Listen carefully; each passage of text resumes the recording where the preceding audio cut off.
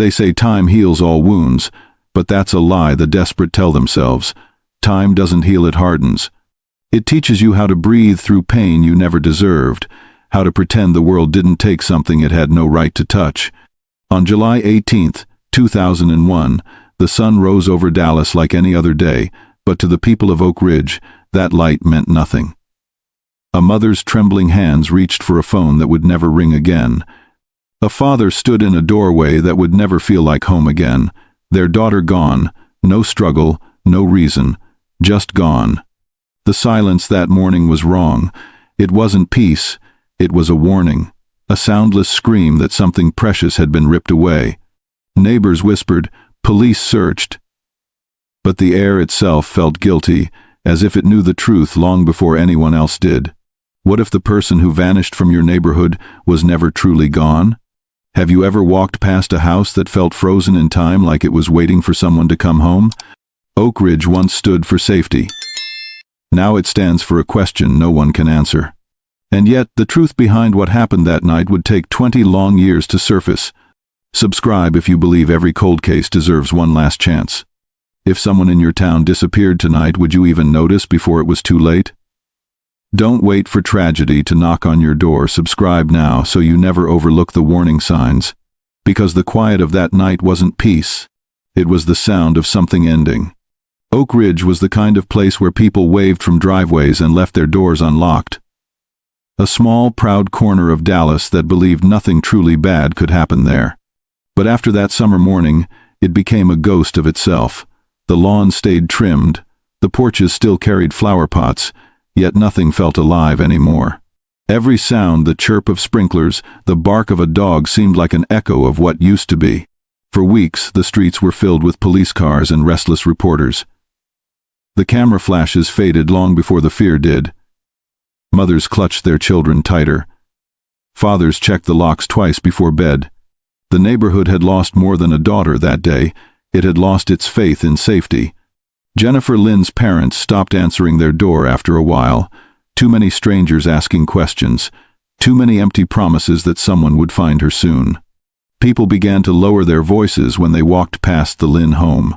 Curtains would shift, lights would flicker off, and an unspoken truth would settle in. They weren't just afraid of what happened, they were afraid it could happen again. The mailbox in front of the Lynn house filled with sympathy cards that no one ever read. The yard sign that once said, "Congratulations, Jennifer accepted to pre-law," remained standing far too long. Sun faded and cracked, until the wind finally tore it down. Oak Ridge learned that grief doesn't just live inside one family, it seeps into every doorstep it can reach. The name Jennifer Lynn became a whisper, a warning, and a scar.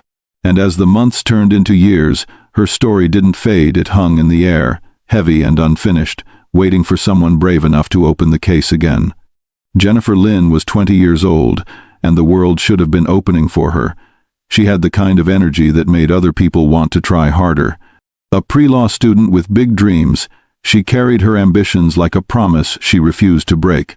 Between classes, she worked at a small uptown coffee shop called The Daily Grind, where regulars swore her laugh could turn a bad day around. She wasn't rich, but she was proud of everything she earned. Her faded blue sedan always had an empty coffee cup on the dash and a stack of law textbooks on the back seat. Her roommate, Chloe Dubois, called her the sunshine of Willow Creek Lane. Jennifer just called herself busy. On the night before she vanished, she came home after a late shift. The air was thick and restless, the kind of heat that makes sleep feel impossible. She and Chloe spoke briefly, something about an assignment, something about tomorrow. Simple things, everyday things, the kind of words no one realizes are their last. When Chloe said goodnight, Jennifer smiled from the doorway, tired but content. Her bed was neatly made, her books lined up, her purse resting on her desk like it always was. Everything about that small room spoke of order, of a young woman with plans. And then, without warning, the world simply lost her. No note, no scream, no goodbye, just absence. For 20 years, that absence became the heartbeat of a mystery that refused to die. 2 decades later, the house on Willow Creek Lane still stood like a monument to the question no one could answer. The curtains never changed. The porch light still flickered every night, like a signal from the past refusing to fade. Every year, the same candlelight vigil. Every year, the same silence. But stories like Jennifer's don't stay buried forever. Some cases sleep for years until the right pair of hands shake them awake. And when this one finally did, it would shake an entire city to its core. Subscribe if you believe every cold case deserves one last chance. If someone in your town disappeared tonight, would you even notice before it was too late? Don't wait for tragedy to knock on your door. Subscribe now so you never overlook the warning signs. Because the quiet of that night wasn't peace. It was the sound of something ending. And before this story is over, you'll understand why Oak Ridge still trembles every time someone says her name, Jennifer Lynn. Jennifer Lynn moved through life like she owed it kindness. Every morning started with coffee, textbooks, and a promise to make the day count. She wasn't perfect, just steady, driven, and alive in the way people are when they still believe the world is fair. At 20, she was already balancing lectures, shifts at the daily grind, and the endless race toward law school. Her schedule was chaos, but she never complained. She'd say, "If you want the future you see, you work for it." And then she'd laugh, that laugh everyone in the cafe waited for. Customers came just to hear it. She'd hand them their drink, flash that easy grin, and for a brief moment, the day didn't seem so hard. Her coworkers joked that she was caffeine in human form. Even when exhaustion clung to her shoulders, Jennifer never let it win. She carried herself with quiet determination, as though quitting was an insult she refused to utter. She kept her dreams close and her heart open. No one in Oak Ridge could have imagined that kind of light being snuffed out overnight. But that's the cruel thing about the world, it doesn't ask permission before it takes. The duplex on Willow Creek Lane wasn't fancy, but to Jennifer and Chloe, it felt like freedom. Two young women with bills, dreams, and too much caffeine trying to build their futures one late night at a time. Chloe called Jennifer the engine of the house. She was the one who kept things running, remembering rent dates, organizing their chores, and always leaving sticky notes with little reminders on the fridge. Buy milk. Don't give up. Breathe. Chloe used to tease her for those notes, but after July 17th, she couldn't bring herself to take them down. Their friendship wasn't loud, it was loyal. They shared clothes, food, and frustrations. When one cried, the other stayed up and listened. They had their own rhythm, the kind only roommates who've weathered broke college nights can understand. Laughter came easy. So did honesty. On weekends, Jennifer would drag Chloe to the park just to read under the shade. On weekdays, they'd rush to class together, trading complaints about professors and deadlines. To everyone else, they were just two girls living an ordinary life. But to each other, they were family, the kind you choose when the world feels too big to face alone. Chloe often said, "You'll make a great lawyer, Jen. You argue like it's an art form." Jennifer would grin and reply, "Someone's got to fight for people who can't." That was who she was, driven, kind, and endlessly hopeful. The kind of person who saw the best in everyone, even when she shouldn't have. July 17th, 2001. The air was thick and heavy. The kind of Texas night that makes even silence feel alive. Jennifer walked through the front door just after midnight, her hair pulled back, her apron still dusted with coffee grounds. She looked exhausted, but there was pride in her tired smile. Chloe was still awake, sitting cross-legged on the couch surrounded by open textbooks. She looked up and said, "You close again tomorrow?" Jennifer nodded, tossed her bag on the chair and laughed. "I swear, if one more person asks for soy milk after we've run out, I might lose it." Chloe laughed with her. It was easy, effortless, normal. Jennifer kicked off her shoes and joined her on the couch. They talked about school, about Chloe's upcoming presentation, about how Jennifer's professor seemed determined to make contracts law sound like a foreign language. At one point, Chloe joked that Jennifer was too serious for her own good. Jennifer replied, "Someone has to balance you out," and threw a pillow at her. The two of them laughed until their sides hurt. Around 12:40 a.m., the laughter faded into yawns. Chloe said she'd stay up a bit longer to finish reading. Jennifer stood, stretched, and said softly, "You should get some sleep, too." Her voice carried the warmth of habit, the kind of tone that feels like home. She walked to her room, leaving the door half closed like she always did. The sound of the light switch clicking off was the last trace of movement in that house. No struggle, no noise, just stillness swallowing everything that made sense. A few hours later, dawn would break over Oak Ridge. The sunlight would touch the same walls, the same floorboards, the same unmade couch. Everything would look exactly the same except for the one thing missing. Morning came, but Jennifer didn't. Her alarm clock kept ringing until it gave up, its beeping swallowed by the quiet. The world outside carried on, cars passing, sprinklers hissing, birds breaking the stillness with songs that suddenly felt cruel. But inside that duplex, time stopped.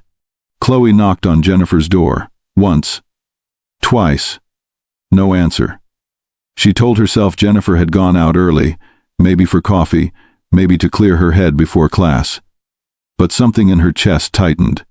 Jennifer never left without her phone, never without her purse, never without saying goodbye. The hours that followed would blur into panic, questions, and disbelief, but for that moment, there was only confusion. One empty room, one untouched bed, and a silence that didn't belong. Every tragedy begins as an ordinary day. Every missing face once smiled in a mirror that morning. Jennifer Lynn wasn't supposed to vanish. She was supposed to graduate, to win cases, to call her parents every Sunday. But by sunrise, her laughter was nothing more than an echo in a locked room. She had no idea someone was about to change her life forever. Don't miss how. The first sound Chloe remembered that morning wasn't birds or traffic, it was silence. The kind of silence that doesn't sit still, the kind that hums with something wrong. She turned in bed and stared at the ceiling, expecting to hear the usual shuffle of Jennifer making coffee or the faint hum of her old hairdryer. But there was nothing. The apartment felt hollow, like someone had drained the air out of it. "Jen?" she called softly. No answer. She tried again, louder this time. Still nothing.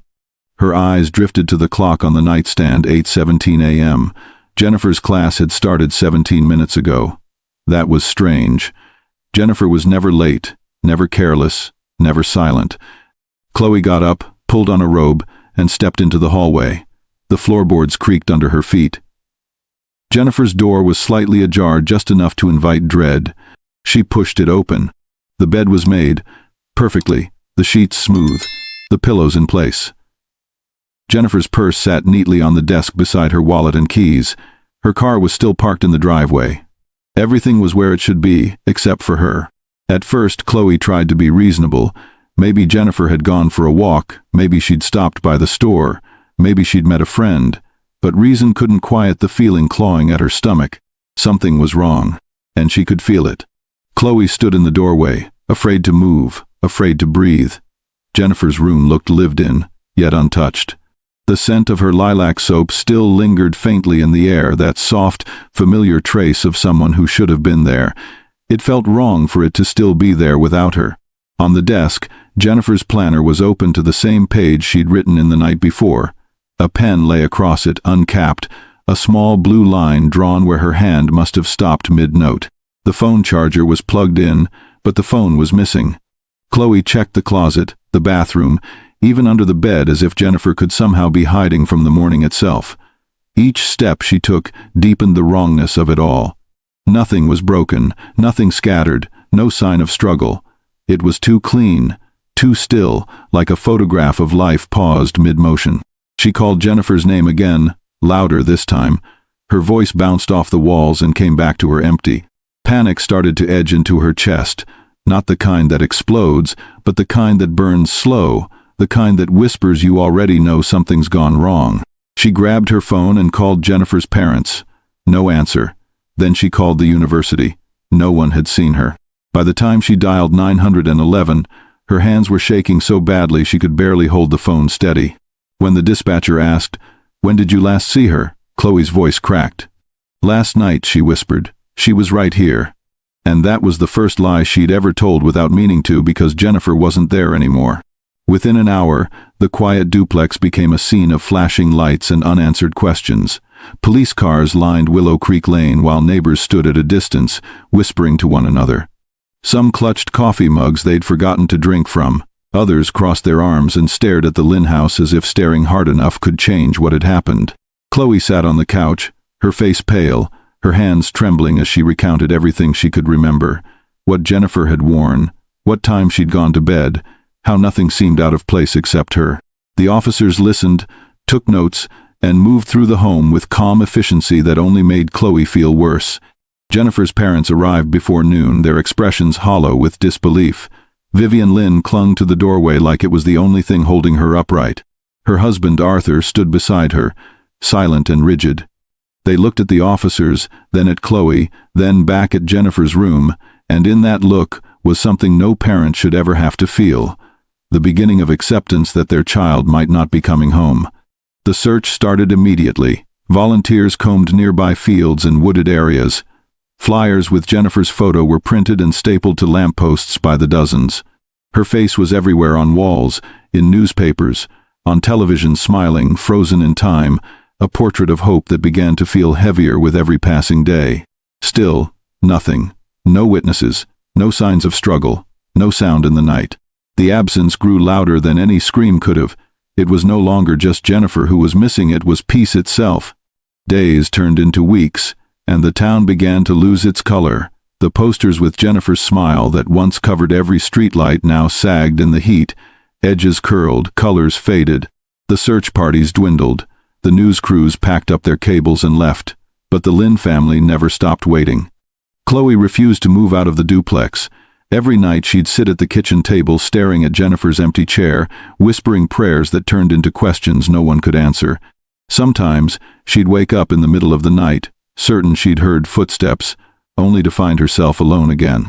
Detectives came and went, their voices calm, their words too measured to offer comfort.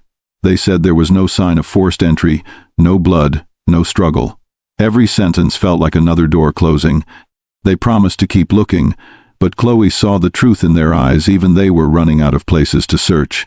The neighborhood that once prided itself on peace now locked every door, checked every window, and watched strangers a little too closely. Kids who once rode bikes down Willow Creek now crossed the street to avoid passing the Lynn house. People didn't talk about Jennifer in the present tense anymore. And yet, in all that order, something was horribly, unnaturally wrong.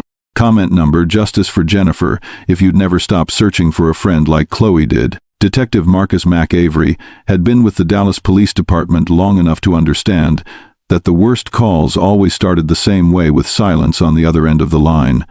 When Jennifer Lynn's file hit his desk, he didn't see a headline. He saw a timeline that didn't make sense. A door left unlocked, a car untouched, a phone missing, and a young woman who seemed to vanish into thin air. Avery wasn't one for speeches. He was methodical, steady, the kind of man who carried his exhaustion quietly. To him, a case wasn't paperwork, it was a promise to someone's family. And this one didn't sit right. He walked through the Lynn duplex himself, moving slowly through each room. The bed was made, the wallet and ID untouched, no scuff marks, no sign of forced entry. The air still held the faint scent of lilac. Everything pointed to calm, and that was the problem. He noted each detail in his small black notebook, underlining the same question 3 times. How does someone disappear without a struggle? That question would become his obsession. Owen Miller was the first name that caught Avery's attention. 28 years old, night manager at the Daily Grind, quiet, punctual, polite to a fault. On paper, he was the kind of employee any owner would trust with keys and closing duties. But when Jennifer Lynn vanished, his name appeared too many times in too many places. Co-workers described him as intense, not rude, not dangerous, just a man who paid too much attention. He'd linger after shifts, ask Jennifer about her classes, compliment her handwriting on the order sheets. Small things that, in hindsight, felt like warning signs no one wanted to see. When Avery brought him in for questioning, Miller arrived early, wearing a pressed shirt and a nervous smile that didn't reach his eyes. He answered every question with rehearsed calm. Yes, I closed that night. No, I didn't see her after she left. I went straight home. You can ask my landlord. Avery watched him closely, saying little. Every movement was neat, deliberate, every sentence carefully built. But when Avery asked if he and Jennifer were close, Miller hesitated, just a flicker of pause, small but sharp. Then he said, "We were friends. I respected her." There was nothing illegal about admiration, but Avery knew that obsession often wore polite faces. He checked Miller's alibi. The landlord confirmed he'd arrived home just after midnight. Still, something about him felt off. Before letting him go, Avery asked one final question. "Would you be surprised if I told you Jennifer never made it home that night?" Miller's composure cracked for a heartbeat. She didn't? Avery didn't answer. He didn't need to. The silence in that small interrogation room said everything. Silas Kincaid wasn't hard to find. His name had already surfaced in Jennifer's class roster, listed as her partner for a joint assignment in contracts law. 22 years old, sharp-minded and impatient with anyone who slowed him down. Professors called him ambitious. Other students called him short-tempered. When Avery arrived at his small apartment near campus, Silas answered the door in a wrinkled t-shirt, his eyes red from lack of sleep or too much caffeine. He didn't wait to be invited to speak. "I already talked to campus security," he said. "I told them I was home all night." Avery didn't reply, he simply studied him. Silas filled the silence with frustration. "You think I had something to do with this?" "She was my partner, not my enemy." He talked fast, too fast. Defensive before the first question even landed. He admitted he'd called Jennifer that evening to discuss their project, but said she hadn't picked up. His phone records confirmed the call, made just after midnight. The timestamp was too close to her disappearance to ignore. Avery asked, "Did she ever mention anyone bothering her?" Silas frowned, shaking his head. "People liked her. Maybe too much." The remark hung in the air longer than it should have. Avery made a note. Not just of what Silas said, but how he said it, the bitterness. The flash of resentment. It wasn't proof of guilt, but it was a window into something else. Envy, pride, maybe something darker beneath control. Before leaving, Avery glanced around the apartment. Books everywhere. Notes on the desk. No sign of Jennifer. No trace of violence. Just a young man drowning in arrogance and anger. When Avery closed his notebook, Silas asked quietly, "You really think she's gone, don't you?"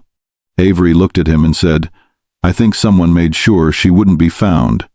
By the end of that week, the investigation had burned through every lead and still come up empty.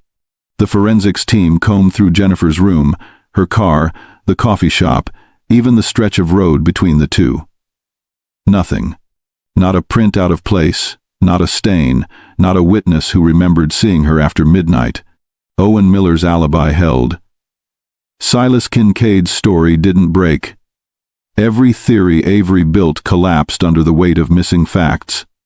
It was like chasing smoke. He stayed in the station long after everyone else had gone home, sitting under the dim light of his desk lamp, rereading statements that didn't fit and timelines that didn't line up. The walls of his office were covered in photos, reports, and maps connected by lines that led nowhere. Each red marker circled the same truth. Jennifer Lynn had vanished, and the world refused to explain how. Avery's frustration turned into something quieter, heavier obsession wrapped in exhaustion. Every unanswered question clawed at him. Every empty lead became a wound. He told himself that no one disappears without leaving something behind. But when he looked at the evidence table, all he saw was emptiness disguised as order. For the first time in his career, Avery had no direction to follow. And that was the problem, there was nothing to find. If you think you've spotted the real suspect already, drop your guess below. By autumn, the story had already begun to die in the news cycle. The cameras stopped showing up. The newspapers found new tragedies to print. Jennifer Lynn's name went from the front page to the back, and then eventually to silence. The community that once promised never to forget began to drift back to normal. Neighbors who had once joined search parties now avoided eye contact with the Lynn family in grocery aisles. The ribbons that lined the fences turned pale and brittle in the sunday. It wasn't that people stopped caring, It was that they couldn't keep carrying the weight of someone else's nightmare forever. And so, they moved on slowly, quietly, guiltily. For Vivian and Arthur Lynn, time did not move forward. The house remained the same. Jennifer's shoes still by the door, her notebook stacked neatly on the desk, her laughter a memory that haunted the space between words. And Detective Avery? He didn't move on either. He carried the file with him everywhere, even when no one else did. The world had forgotten Jennifer Lynn, but Avery never could. The Lynn home became a place where time refused to pass. The front porch light, once left on for Jennifer's late study nights, now burned every evening like a small act of defiance against forgetting. Inside, her room remained untouched, the soft quilt folded at the end of the bed, her textbook still arranged by color, her favorite sweater draped over the chair she used to sit in while studying. Vivian dusted every surface twice a week, as if keeping it clean might somehow keep her daughter close. Arthur spent hours sitting in the doorway, staring at the room but never entering. He couldn't bring himself to cross the threshold. He said it felt wrong to disturb it, like she might walk in at any moment and ask why everyone looked so sad. The air in that room had a strange stillness to it, not empty, but waiting. Family photos lined the wall, each frame reflecting the soft glow of the hallway light. Jennifer's graduation dress still hung in the closet, pressed and ready for the day that never came. Visitors stopped coming. Friends stopped asking. The house grew quieter. And though they never said it aloud, both Vivian and Arthur knew the truth that kept them awake at night. The room wasn't a memorial. It was a question that would never stop asking itself. Detective Marcus Avery was not a man easily haunted, but Jennifer Lynn's case refused to leave him alone. Every time he tried to close the file, something inside him refused. It wasn't just about justice anymore. It was about the promise he'd made to her mother the night she called him, her voice breaking through tears. "Please, don't stop looking." He hadn't. Months passed, then years. The world changed around him, but the case stayed exactly the same. Every lead had withered. Every piece of evidence had already been examined and re-examined until the paper turned soft at the edges. He'd come home after midnight, loosen his tie, and sit in his chair staring at the caseboard on his living room wall. Jennifer's photo sat in the center, surrounded by faces, names, timelines, all leading nowhere. He stopped sleeping properly. His coffee pot became his only constant companion. Colleagues called it dedication. His family called it obsession. Avery called it unfinished work. Sometimes he'd drive by the Lynn house, park across the street, and just sit there. The porch light would still be on, glowing faintly in the dark, and he'd wonder if it was meant for him too, a silent reminder that the promise was still waiting. He wasn't chasing a suspect anymore. He was chasing a ghost, and in the quiet hours between midnight and dawn, that ghost was the only thing that kept him awake. Years bled together, seasons changed, but for Avery, time never did. He could still hear the sound of Vivian Lynn's voice from the day he first visited her home, soft, trembling, filled with a pain words couldn't hold. It wasn't a cry. It was something deeper, the sound of a mother calling into a silence that would not answer. That sound followed him everywhere. He'd hear it in the low hum of streetlights on his late-night drives, in the static of the police radio, in the moments when exhaustion blurred thought into memory. It became the measure of his failure and the fuel that kept him moving. He told himself he wasn't haunted, but the truth was simpler: he just couldn't forget. Because forgetting meant accepting that Jennifer Lynn was gone, and Avery refused to believe that without proof. The case file stayed on his desk through transfers, retirements, and endless reorganizations. Dust gathered on everything but that folder.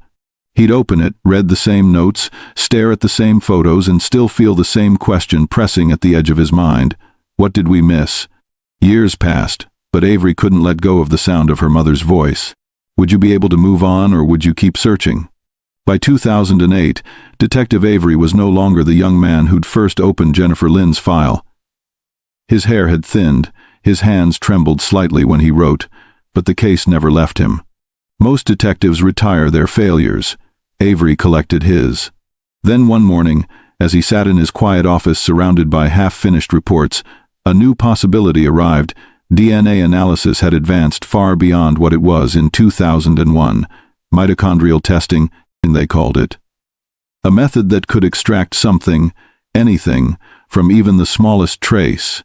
Avery's eyes lit up for the first time in years. He reopened Jennifer's evidence box with a care that bordered on reverence. Inside lay the fragments of a life frozen in investigation: a hairbrush, a single strand of hair, a piece of cloth sealed in a sterile bag. Objects that once held no promise now pulsed with potential. He knew this was his chance. Not for redemption but for truth. He filled out the request forms himself, triple-checking every entry, as though accuracy could summon justice. When he dropped the samples at the lab, the technician promised results within weeks. As Avery walked out into the sharp winter air, his breath visible in the cold, he felt something he hadn't in years: hope. For weeks, Avery lived in quiet anticipation. Every morning, he checked his messages before coffee, before anything else. He called the lab more often than he should have, asking questions he already knew the answers to. The technicians knew his name now. They spoke to him with a careful mix of sympathy and formality, the tone reserved for people who have been waiting too long for a miracle. In the meantime, Avery revisited every detail of the case with new energy. He pored over evidence logs, read through old interviews, and made new notes in the margins like a man convinced he was standing at the edge of a breakthrough. Jennifer's parents clung to that same flicker of hope. Vivian Lynn began baking again, something she hadn't done in years. Arthur took down the missing flyer that had hung on their fence since 2001. He said it felt like tempting fate to leave it there. Even the community began to stir. Reporters reached out to Avery again, sensing the story might have a second life. The air around the investigation carried a kind of nervous optimism.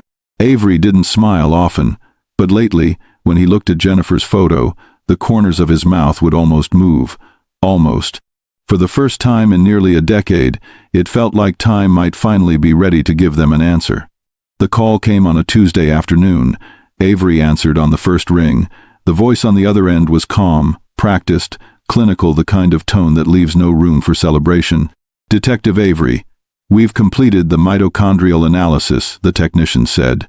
"Unfortunately, the results are inconclusive." Avery didn't respond at first.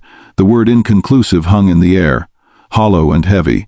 He'd been expecting numbers, probabilities, maybe even a lead. Not that, not nothing.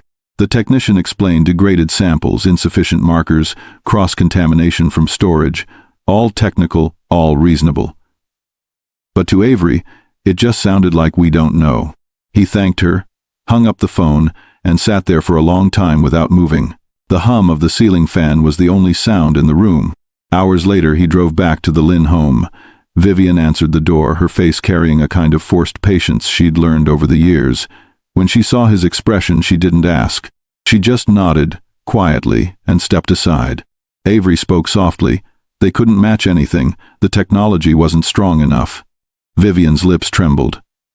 "So, we're back where we started?" He didn't answer, because the truth was worse than that they hadn't moved at all.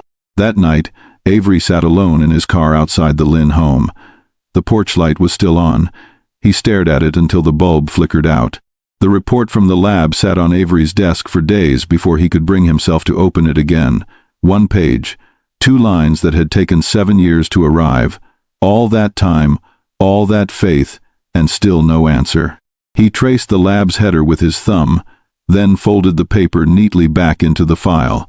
He didn't file it away. He couldn't. Instead, he left it on his desk where it would be the first thing he saw every morning, and the last thing before he went home. The world outside kept moving. Technology marched forward. Other detectives closed other cases, but for Avery, progress meant nothing without justice. He didn't need the next breakthrough, he needed this one. In 2008, the future had arrived, but not soon enough to save Jennifer. He stood by the window of his office, watching the city lights stretch into the distance. Somewhere out there, someone still knew what had happened. Someone had gone about their life untouched, while Jennifer's name had faded into quiet memory. Avery whispered to himself, "Science can only go so far. The rest, we have to keep alive." This is why Science and Justice Matters. Subscribe so more forgotten voices are heard. Every unsolved case stays cold because too many people scroll past stories like this. Don't be one of them. Subscribe, or ask yourself later why you didn't. By 2021, Detective Marcus Avery had outlasted most of the people he started with. The new recruits called him Old Mac, half out of respect, half out of disbelief that anyone could stay in homicide that long. But the years hadn't been kind. His hands trembled more than they used to. His eyes took longer to focus in the morning. The badge weighed heavier on his chest than it once did. Jennifer Lynn's case had become his shadow. It followed him through promotions, funerals, and late-night drives home. There were other cases, many of them, but none that ever clung the way hers did. He sometimes caught himself talking to her photo during long shifts. Not out loud, just under his breath. Little things. "We're still trying. You didn't deserve this. We'll get there." The department had long stopped asking for updates. To them, the case was a closed chapter. To Avery, it was unfinished business. When asked once why he hadn't retired, he smiled faintly and said, "Because she's still waiting." Avery's desk told the story better than any report ever could. It wasn't messy, just layered with years' coffee rings from endless late nights, pens that had run dry, files stacked like fragile monuments to the ones he couldn't save. In the corner sat one binder thicker than all the rest. The spine had faded from navy to gray. The label, handwritten years ago, was barely legible now. Lynn, Jennifer, 2001. He couldn't bring himself to store it away. Every time the cleaning staff offered to reorganize, he told them to leave it alone. The dust that settled over it wasn't neglect, it was memory. It marked every year the case had gone unanswered. Sometimes he'd open it, not because he expected something new, but because he needed to remind himself what persistence looked like. Each photograph, each report, each scribbled note carried a piece of him the years he'd traded for one truth that still refused to surface. You could tell which pages he'd turned most often. The corners were worn, fingerprints faintly visible in the paper's texture. It wasn't a file anymore. It was a confession, the proof that he couldn't let go. To everyone else, it was just another cold case. To Avery, it was a heartbeat that refused to stop. The day they threw him a retirement party, Avery didn't show up. The invitations had been printed, the cake ordered, and someone had even dug up an old photo of him from his academy days, smiling, clean-shaven, full of fight. But that man didn't exist anymore. Instead of speeches and goodbyes, Avery spent that evening in his office with the lights dimmed, staring at the caseboard one last time. The department had already reassigned his desk, boxed up his things, and sent an email thanking him for 29 years of dedicated service. He read that line 3 times. Dedicated service. The word sounded like a verdict. He packed slowly, pausing at the old photos pinned to the corkboard, the one of Jennifer at her graduation, her parents at the first press conference, the newspaper clipping from the week she vanished. He placed each one carefully in the box, but when he reached the binder labeled Lynn Jennifer, he stopped. He couldn't pack it. He couldn't close it. Instead, he sat down and let the silence fill the room. For the first time in years, there was nothing left to do, no evidence to check, no calls to make, no forms to file. Just a man, a promise, and 2 decades of unanswered questions. He whispered, almost to himself, "I'm sorry, Jen, I tried." Then he turned off the light and walked away, leaving the binder behind. The office felt different without him. The chair where he used to sit now belonged to someone younger, faster, untouched by failure. But one thing hadn't changed: the binder. No one moved it. No one dared. It sat exactly where Avery had left it, as if waiting for the right pair of hands to touch it again. Months passed. New cases came and went. The old detectives told stories about him over coffee, about the man who wouldn't quit, who chased a single name long after everyone else had stopped caring. They laughed softly, the way people do when they talk about something that hurts too much to face directly. But in a quiet corner of the archives, under the hum of fluorescent lights, Jennifer Lynn's file remained. The paper had yellowed slightly, the ink had faded. Yet, when the newest member of the cold case unit pulled it off the shelf one afternoon, a layer of dust broke in the air like a held breath finally released. Inside that file were fragments of a story too stubborn to die, a single strand of hair, a photo, a signature, because the case wasn't done with him yet. Sometimes, justice just waits for the right eyes to see it stay tuned. 20 years after Jennifer Lynn's disappearance, the Dallas Police Department's cold case unit had become the department's quiet powerhouse. They worked out of a renovated annex behind headquarters, less ceremony, more purpose. No uniforms, no press conferences, just determination, data, and technology that didn't exist when most of their victims went missing. The unit's motto was simple: time doesn't erase evidence, it only hides it better. Detective Ilara Vance joined that year. 35, analytical and unshakably calm, she represented everything Avery had once been: sharp mind, clear focus, and an unwillingness to settle for unsolved. While most detectives chased new crimes, Vance hunted forgotten ones. She believed the truth didn't vanish, it simply waited for the right hands to reveal it. The cold case unit's office buzzed with quiet efficiency. Whiteboards lined the walls with faces from decades of unanswered questions. Every folder was a life paused mid-sentence, waiting for closure. And in the corner, under a thick binder marked 2001, Lynn, Jennifer, lay the silence she was about to disturb. Detective Ilara Vance wasn't loud about her work. She didn't have to be. Colleagues described her as precise, steady, and almost unnervingly patient. She believed that most crimes weren't solved by breakthroughs, they were solved by attention, the kind that never wavered even when years had stripped the evidence bare. She had joined the cold case unit after leading several high-profile DNA reconstructions. It wasn't recognition that brought her here, it was curiosity. She was drawn to unsolved cases like this one because she believed that silence itself was a kind of evidence. When Vance first opened Jennifer Lynn's file, she noticed what others had missed: the consistency in the scene descriptions, the unchanged layout of the reports, and the faint fingerprints of a detective who had never stopped caring. She didn't know Avery personally, but his notes carried the same weight as a mentor's voice. Every underline, every handwritten question felt like a conversation across time. 20 years, she murmured, flipping through the photographs. That's long enough for guilt to grow comfortable. She called her team together: 2 analysts, a digital archivist, and a young forensics tech named Rivera. Their task: to re-examine every piece of physical evidence using the newest methods available. For Vance, this wasn't just another cold case. It was the unfinished sentence of someone who had refused to stop believing. Vance began by ordering a full inventory of Jennifer Lynn's preserved evidence. The boxes arrived one by one, sealed, labeled, and dated from the early 2000s. Each one carried the faint smell of old paper and time. When she lifted the first lid, she found the remnants of an old life. The hairbrush, the fabric sample, the same sealed plastic bag Avery had logged in 2 decades ago. His initials were still visible in faded ink. The hair strand was sent to the forensic genetics lab downtown. This time, the science was different, more precise, more forgiving. They were using a process called forensic genetic genealogy, a hybrid of DNA sequencing and ancestral matching. It could identify relatives through shared genetic markers and map family connections across generations.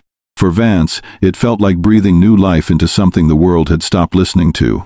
She spent hours reviewing digital readouts, watching patterns form on her monitor like constellations. Each point of data, each percentage of genetic overlap, was a step closer to giving Jennifer her voice back. Rivera looked over her shoulder one evening and said quietly, "Do you think it'll work?" Vance didn't look up. "I think time's done enough damage. It's our turn now." And with that, she clicked Run Analysis. A digital bar inched forward on the screen, glowing blue in the dark. After 20 years of silence, the evidence was speaking again, one molecule at a time. The results came back 3 days later. The lab report was short, no dramatics, no headline words, just numbers, probability rates, and a match. Vance sat perfectly still as she read. There it was, a genetic link traced through a public genealogy database, a connection strong enough to narrow the search to a single extended family in northern Texas. She exhaled slowly, the sound almost like disbelief. 2 decades of dust, 2 decades of waiting, and now, one strand of hair was speaking louder than any witness ever had. Rivera leaned closer, reading over her shoulder. "That's a match, isn't it?" Vance nodded, her tone calm but sharp. "It's the beginning of one." She picked up the phone and made a single call to the department's new lead investigator. Her words were steady. "The Jennifer Lynn file is active again." Down the hall, the old caseboard untouched since Avery's final day was taken off the wall. Fresh pins, fresh photos, fresh eyes. The silence that had owned the case for 20 years was gone. The future had finally found its voice. The strand of hair that had been silent for 20 years was about to speak. Most killers count on time to protect them, don't let it. Subscribe. The next phase began with screens, charts, and patience. Detective Ilara Vance and her team spent weeks mapping out a digital family tree based on the genetic markers extracted from Jennifer's evidence. Each new connection appeared on their monitor as a node, glowing faintly before linking to another. Cousins, great-uncles, second relatives, hundreds of branches that stretched across generations. It looked more like a constellation than a family line. Vance cross-referenced public records, birth certificates, and census data. Every match eliminated brought them closer to one name that didn't fit one person whose DNA lined up just close enough to matter, but far enough to raise questions. The third cousin. It wasn't much, just a partial hit, but with that single genetic thread, Vance's team began reverse engineering a family map. They traced marriages, deaths, relocations, and adoptions, reconstructing an invisible lineage one document at a time. Most nights the office stayed lit long past midnight. The walls filled with names that meant nothing to anyone until one of them did. Vance leaned back in her chair, staring at the screen as Rivera scrolled through another database. "There," she said quietly. "Stop." A name had appeared in the cluster. A connection that shouldn't have existed but did. That was the first time anyone on the team saw the name Caleb Thorne. The name Caleb Thorne didn't mean much at first. No criminal record, no prior investigation, no mention in any report tied to Jennifer Lynn's disappearance. On paper he was clean, too clean. Vance pulled his background file. 38 years old. Born in Denton County, now living just 30 miles from Oak Ridge, the same quiet community Jennifer had called home. A high school teacher, track coach. Married, no children. A man who volunteered at charity marathons and taught summer programs for underprivileged teens. Every box of normalcy was perfectly checked. Still, the math didn't lie. The DNA link was irrefutable. He was connected to someone in Jennifer's genetic chain, not by coincidence, but by blood. Vance and Rivera dug deeper. They traced the third cousin hit back through 2 generations. The trail curved through a series of marriages and name changes until the line stopped squarely at Caleb Thorne's grandfather. That discovery set off a ripple through the team. If the match was accurate, Thorne shared enough DNA to suggest proximity not through friendship or neighborhood, but through something biological, something that shouldn't have been this close. Vance leaned forward, studying the network again. The nodes blinked on the screen like living things. "How does a teacher end up tied by blood to a missing woman he's never met?" she murmured. No one in the room answered, because deep down they knew coincidences like this didn't exist. Detective Vance had reviewed hundreds of cases, but none had ever turned her stomach quite like this one. Caleb Thorne's file was unremarkable in every way that should have mattered a near-perfect citizen. No arrests, no disciplinary actions, not even a traffic citation. He'd been employed at the same high school for 12 years. His colleagues described him as reliable, soft-spoken, the kind of teacher students actually liked. But that was the problem. He was too normal. When the genealogical data began aligning, Vance cross-checked every possible branch again. Same result. Caleb's DNA stood out like a faint fingerprint on glass, subtle but undeniable. She pulled his employment records, his address history, and his volunteer affiliations. Every line seemed to whisper the same contradiction. A man whose life looked perfect on paper, yet whose bloodline tied him to an unresolved disappearance. The deeper she searched, the worse it became. In 2001, Caleb Thorne had lived less than 5 miles from Jennifer Lynn. At the time, he was a graduate student assisting in an after-school program one Jennifer had attended as part of her community service credits. His name had never appeared in any witness statements. Not once. That omission now felt impossible.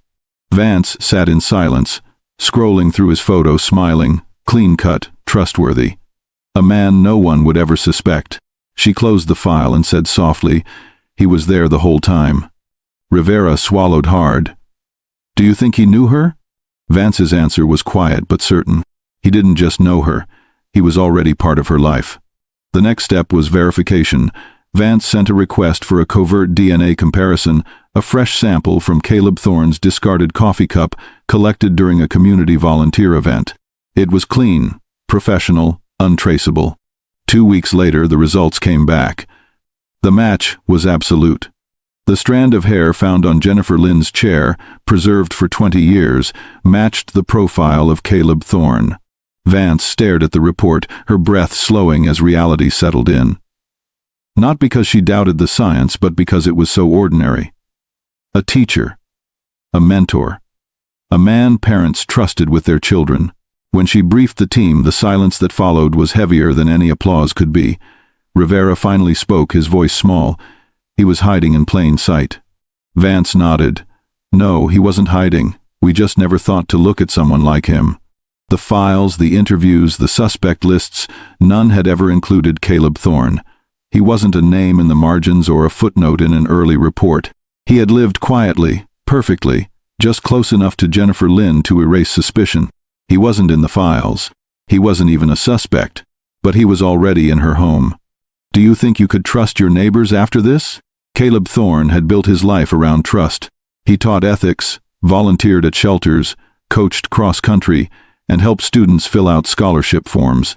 Parents adored him, students looked up to him, and the school board called him the heart of the district. When the cold case unit began watching him, he didn't notice.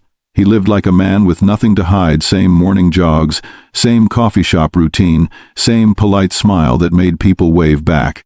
It wasn't arrogance, it was comfort. He believed 20 years was long enough to bury anything. Detective Ilara Vance knew better. She and her team built the case methodically, layer by layer. The DNA results were confirmed twice, then again by an external lab.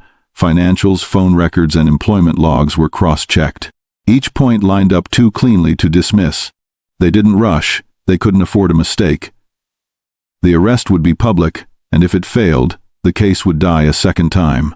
By late autumn, the district attorney had approved the warrant.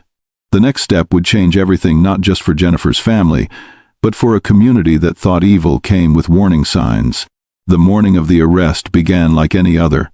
Caleb Thorne parked his silver sedan in his usual spot behind the school, carrying a stack of lesson plans under his arm. He waved to the janitor, unlocked his classroom, and started arranging papers on his desk. To everyone around him, he was just another teacher beginning another day. Outside, unmarked cars began to circle the lot. Detective Ilara Vance stepped out of one of them, her badge clipped to her belt, her expression unreadable. She had rehearsed this moment in her head for weeks, not the confrontation itself, but the silence that would follow. 2 uniformed officers entered the school quietly. They found Thorne in the hallway just as the first bell rang. Students parted like water, confused, whispering, pulling out their phones. Caleb Thorne, Vance said evenly, "You're under arrest for the murder of Jennifer Lynn." He froze. His expression didn't crumble right away. It flickered, like a light trying to stay on in a storm. He glanced around the hallway, searching for an anchor, a face, a reason, something to hold on to. But there was nothing left to hold. He didn't resist. He didn't speak. He just lowered his hands, let the cuffs click into place, and stared down at the floor. Outside, the sirens stayed silent. The world didn't need more noise, it needed truth. News of the arrest spread through Oak Ridge faster than any headline could keep up. Within hours, local reporters stood outside the police station, cameras ready, microphones trembling in their hands. They spoke the words no one believed they'd ever hear. After 20 years, a suspect has been arrested in the disappearance of Jennifer Lynn. Parents who once trusted Caleb Thorne now pulled their children closer. Students watched the footage over and over, unable to reconcile the man who taught them about integrity with the image of him being led in handcuffs through the glass doors of the county building. Some called it impossible. Others said it made too much sense. Inside the precinct, Detective Ilara Vance watched from behind the observation glass as Thorne sat in the interrogation room, his hands folded, his posture calm. He didn't ask for a lawyer. He didn't ask why he was there. He just waited. Across the city, a phone rang in a small retirement office.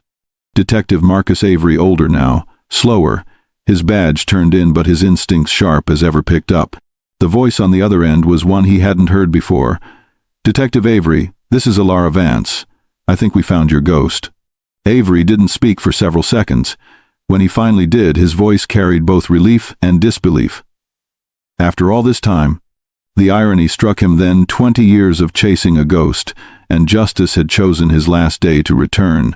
Detective Avery arrived at the station that evening, the building dim except for the light spilling from the interrogation room. Vance met him at the door. She didn't need to introduce herself. He recognized her immediately from the steadiness in her eyes, the kind only detectives who've carried too many names can share. "He's been quiet," she said softly. "Didn't ask for a lawyer, just sitting there." Avery nodded, stepping toward the glass. On the other side, Caleb Thorne sat perfectly still. No handcuffs now. Just a paper cup of water, untouched. His face was calm, but his eyes were unfocused, like a man listening to something no one else could hear. For a long moment, Avery said nothing. He just watched. 20 years of unanswered nights condensed into one small, silent room. Then Thorne looked up, straight through the glass. His expression didn't change, but something in his stare hollowed the air between them. Avery exhaled slowly, almost a whisper. "He knows it's me." Vance placed the file on the table and opened the door. The cameras were rolling. The room impossibly still. Avery stepped inside. And for the first time in 2 decades, the man who took Jennifer Lynn's life began to speak. But what he confessed next changed everything. Evil often hides behind ordinary smiles. Subscribe before the next story finds you. The room felt colder than usual. Detective Avery sat across from Caleb Thorne, the case file closed between them like a barrier made of 2 decades.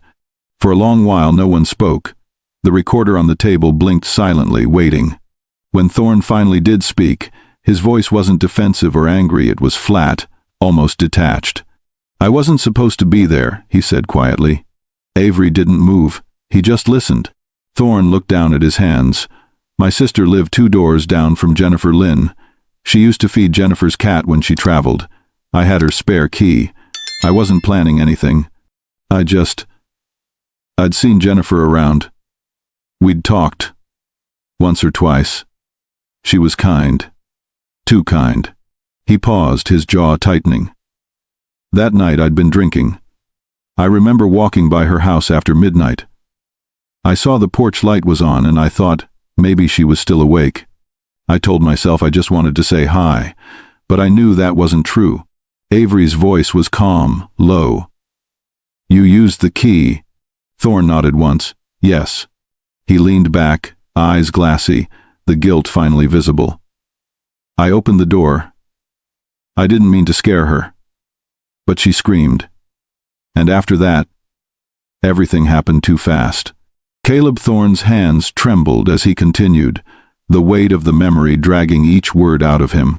"I stepped inside, and she was right there in the living room. She thought I was someone breaking in.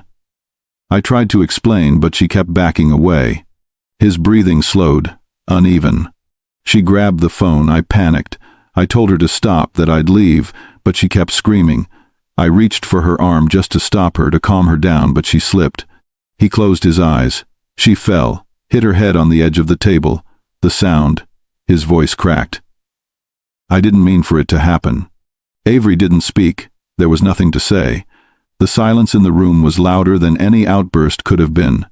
Thorne looked down again, his fingers digging into his palms. I froze. I remember kneeling beside her, trying to wake her up, but she wasn't breathing. I kept saying her name, like it would make her answer. He swallowed hard. When I realized she was gone, I should have called for help, but all I could think about was what people would say. A teacher, found in a student's home, no one would believe it was an accident. The words came slower now, like he was confessing to himself more than anyone else. "So I made it worse." He lifted his eyes, red, hollow, broken. "I moved her. I wrapped her in a blanket, carried her to my car, and drove out past the city limits. I thought I could make it disappear." Avery's expression didn't change, but his hands clenched beneath the table. That was the moment Caleb Thorne's life and Jennifer Lynn's truly ended. The The silence in the interrogation room felt heavier than the confession itself. Detective Avery sat motionless, his mind replaying the image of Jennifer Lynn, 17, full of life, her future unspooling ahead of her, all erased in a single senseless instant. Caleb Thorne's words lingered. "I didn't mean to hurt her," he said again, voice breaking under the weight of what could never be undone. It was supposed to be nothing, just a mistake, just one bad choice, but there was no just in what had happened. No sentence soft enough to dull the horror. He described driving into the night, stopping in a clearing miles from town. He buried her there, beneath the quiet canopy of pines, as if hiding her could also bury his guilt. Every word pulled him deeper into the darkness he had created. The calm, composed teacher the man parents had trusted unraveled into someone even he no longer recognized. Avery felt his throat tighten. All those years, the search teams, the interviews, the sleepless nights, and the truth had been hiding behind a neighbor's familiar smile. When Thorne finished speaking, the air seemed to change. The room wasn't just holding two men anymore, it was holding the ghost of everything lost. Avery leaned forward slightly, his voice quiet but unshaken. "You didn't panic, Caleb. You chose not to stop." Thorne looked up, eyes wet. "You're right," he whispered. "I chose wrong." And in that moment, something inside Avery shifted, not relief, not triumph, but a hollow ache that justice couldn't fill. Because after 23 years of questions, he finally had an answer. And it was worse than anything he'd imagined. When the recording stopped, no one moved for a long time. The faint hum of the air vent was the only sound left in the room. Avery sat back, staring at the man who had finally spoken the truth, and realized that even the truth could feel like a punishment. Vance collected the written statement and placed it neatly into the file. She didn't look at Thorne again. There was nothing left to ask, nothing left to say. Outside, reporters waited for an update. The Lynn family sat in a quiet room down the hall, hands clasped, trembling, as they prepared to hear the words they'd been waiting for and dreading for 2 decades. When Avery entered, Vivian Lynn rose slowly. Her face carried both relief and devastation. "He told you?" she asked. Avery nodded. "He did." Arthur Lynn's shoulders slumped forward. Vivian covered her mouth, tears spilling without sound. It wasn't joy. It wasn't even peace. It was the collapse that comes when hope and grief meet in the same breath. The confession closed the file, but it didn't heal the wound. It only named it. That night, as Avery walked out of the station, the city lights blurred through the rain. The truth had finally surfaced, but it had taken everything to bring it there. Comment below. Do you believe this was panic or pure evil? The morning they buried Jennifer Lynn, the sky hung low and gray, the kind of still weather that feels like the world pausing to listen. Vivian and Arthur stood beside the headstone, hands clasped, surrounded by neighbors who had aged 20 years since the search first began. It wasn't a large ceremony. There were no cameras, no reporters, no speeches about justice. Just the sound of the pastor's voice, the wind through the trees, and the quiet sob of a mother who had waited too long to say goodbye. For years, Jennifer had existed only in memory, her laughter replayed through phone recordings, her face frozen in a graduation photo that never faded from her parents' wall. Now, at last, there was something real, a place to visit, a name carved in stone. Avery stood at a distance, his hat in his hands, watching the moment unfold. He didn't approach. He didn't need to. He understood that closure wasn't a finish line. It was the quiet surrender that comes when truth no longer runs away. As the casket lowered, Vivian whispered something to the wind. No one heard the words, but Avery could see their meaning in the way her shoulders relaxed for the first time in 2 decades. It was over. Not healed, not forgiven, but over. Detective Marcus Avery retired for good a month after the trial. No speeches, no interviews, just a clean desk, a folded badge, and the faint ring of a phone that was no longer his to answer. The Lynn, Jennifer file was the last one he closed. He didn't box it away like the others. He handed it directly to Alara Vance, the new keeper of the department's cold cases. She didn't speak when she accepted it, she just nodded once, understanding what it meant. Avery smiled faintly, though his eyes were tired. "Don't let them forget her," he said. "I won't," Vance replied. That was all. No handshake, no ceremony. Just two detectives, one stepping back, the other stepping forward, bound by the same oath that time could not weaken. When Avery walked out of the station for the final time, he didn't look back. The sun caught the edges of the badge tucked into his coat pocket, glinting once before fading into shadow. He didn't call it justice. He didn't call it closure. He called it truth finally finding its way home. That night, he sat alone on his porch, listening to the cicadas in the distance. For the first time in 20 years, he didn't feel the weight of silence pressing on his chest. The world had moved forward without him, and that was exactly how it should be. Detective Ilara Vance kept the case file on her shelf, its edges worn from years of handling. She never hid it among the others. It sat alone, like a reminder that every unsolved story once had a heartbeat. When younger detectives asked her why she still carried Avery's old notebook in her drawer, she always said the same thing: because justice doesn't expire. It just waits its turn. The Jennifer Lynn case changed the way the cold case unit worked. DNA evidence that once seemed useless was re-examined with new technology. Dozens of other cases found traction again. Avery's methods, his patience, his refusal to give up, became part of the department's culture. And yet, for Vance, it wasn't about the victory. It was about the warning.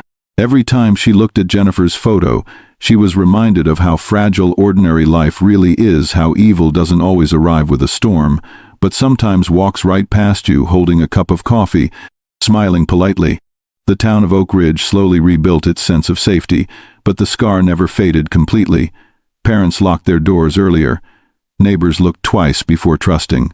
And every July, the Lynn family placed flowers on Jennifer's grave, bright yellow, the color she loved most.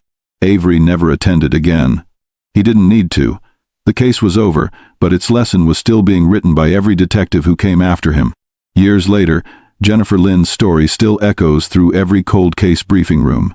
New detectives study it not for the ending, but for the warning it carries. Evil didn't come to Oak Ridge in the form of a monster. It came dressed as a teacher, a neighbor, a man trusted by all. That was the hardest truth for everyone to live with. That danger doesn't always hide in shadows. Sometimes it waves to you from across the street. Vivian Lynn started a small foundation in her daughter's name, one that funded DNA testing for unsolved cases across Texas. Her mission was simple: no family should ever have to wait 20 years for an answer. Avery donated quietly every year. He never attached his name. He didn't need to. His presence lived in the work that continued. Detective Vance became the voice for the next generation of investigators. She taught her team that justice isn't about closure, it's about carrying the memory forward, so no one is ever lost to time again. The quiet of Oak Ridge eventually returned, but it was never the same. Because once you've seen how evil can wear the face of normalcy, peace never feels as simple again.